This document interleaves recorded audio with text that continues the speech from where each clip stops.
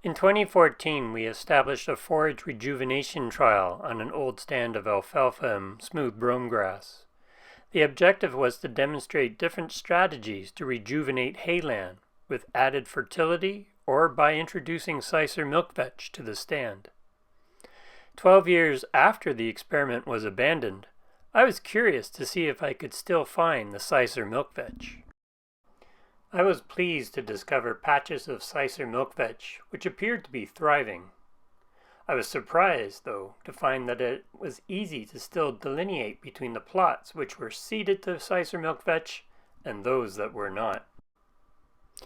In other words, the Sicer milk vetch had not spread much, but it had become well established. This created an opportunity to accurately reflag the plots for further testing. Each of the plots in this image are 10 by 30 feet in dimension, and you can see how well the Sicer milk vetch has stayed within the seeded plots. I've put forward a proposal to document the forage yield separated by species, i.e. smooth brome, alfalfa, and Sicer milk vetch, for each of the treatments for the 2026 season. The plan is to also send samples away for each treatment to determine the forage quality.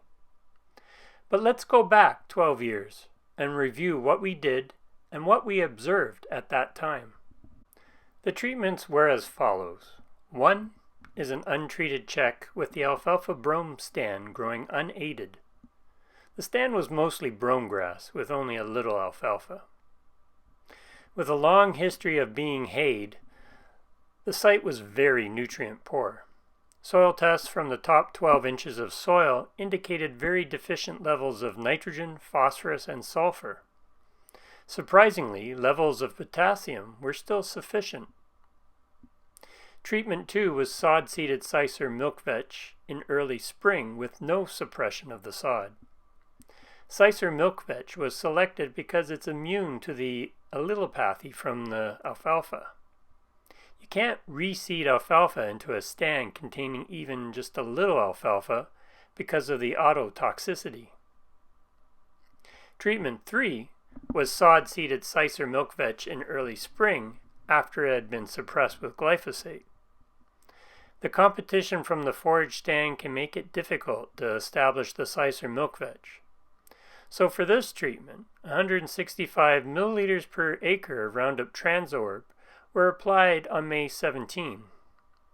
The sod seeding occurred on May 21. However, it quickly became apparent that the glyphosate was having no effect on the hayland. So another application of Transorb was applied at 495 mils per acre on May 27 before the Sicer milk vetch had emerged. This proved to be a little aggressive, as you can tell from this picture. We essentially sacrificed a year of forage production. This just goes to show you how hard it is to dial in the exact amount of forage suppression desired. There's a complex interaction between forage species, glyphosate rate, and the growing conditions at the time of application. The fourth treatment was sod seeding the Sicer milk vetch in midsummer after the first cut hay on July 9. In this case, the cutting of the hay was the suppression being applied to help the Sicer milk vetch. Hay harvest occurred on July 9 for all treatments and did not interfere with Sicer milk vetch development, as it was too small to be part of the harvested material.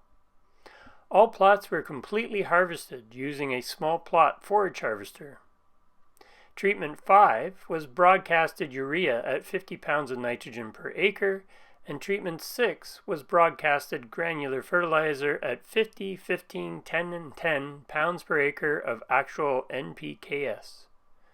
Both fertilizer treatments were applied early in the season on May 16. Here is how the various treatments appeared just prior to cutting the hay on July 9, 2014. You can see there is little forage to be harvested from treatment 3 as the glyphosate suppression was aggressive. It's hard to tell from this picture, but I'll show you that fertilizing with nitrogen alone was not sufficient to increase yields. It took the full meal deal of nitrogen, phosphorus, potassium, and sulfur to improve forage growth. Normally, broadcast applications of phosphorus and potassium would be ineffectual because these nutrients are not mobile in the soil. However, broadcast applications can work in a hayland situation where there are more surface-feeding roots. So here is the untreated check in red, providing about a ton of dry matter per acre. In green, we have the yield resulting from the addition of 50 pounds of nitrogen per acre. You can see it's exactly the same yield as the check.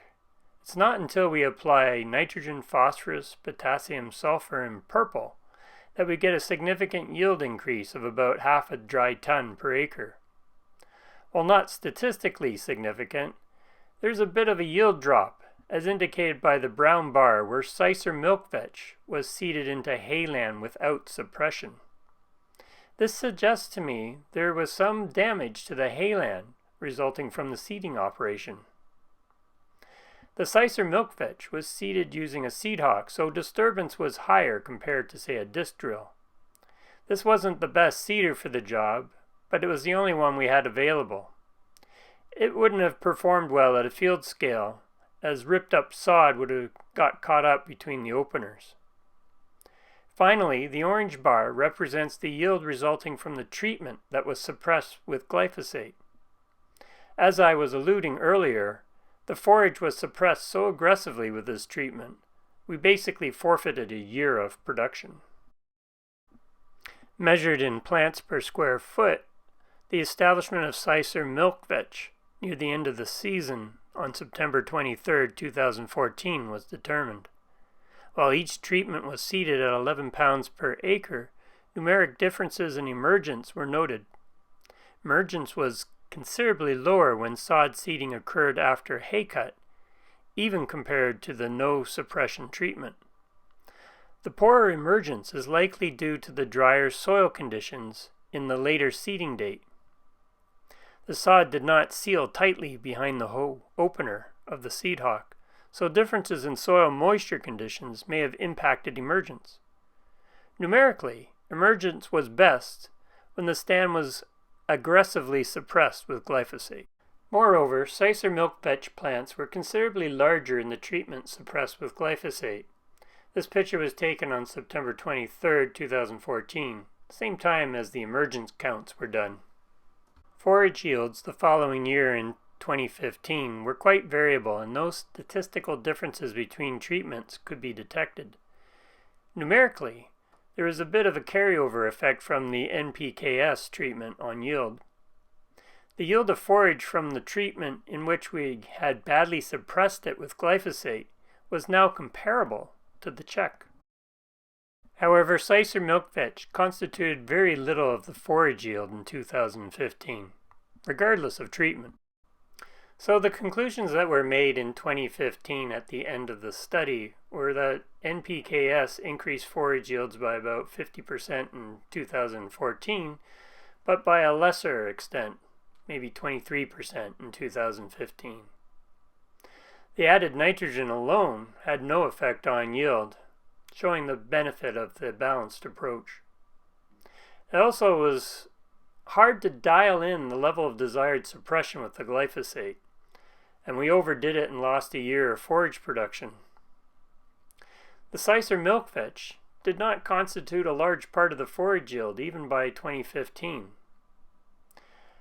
And we concluded that Sicer milk vetch may continue to expand in the future and that we'd keep an eye on it. But in reality, I forgot about the trial for over a decade. During that time, the trial was hayed every year along with the rest of the field by a local producer. When returning to the site, we found lots of Sicer milk vetch that seemed to have stayed within their plots for the most part.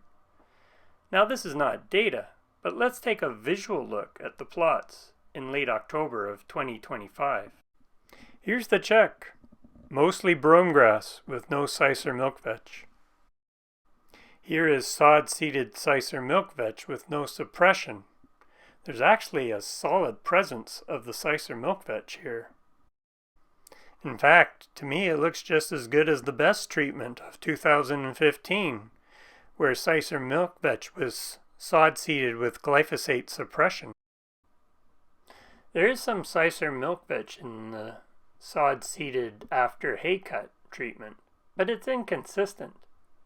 Like I said before, I'd like to see the forage yields done for these treatments, quantified by species. While the Sicer milk vetch was slow to establish, it seems to have come in thick and has persisted for over 10 years for some treatments. Funding for this project was provided by the Sustainable Cap program, although I'm not sure that it was actually called that at the time.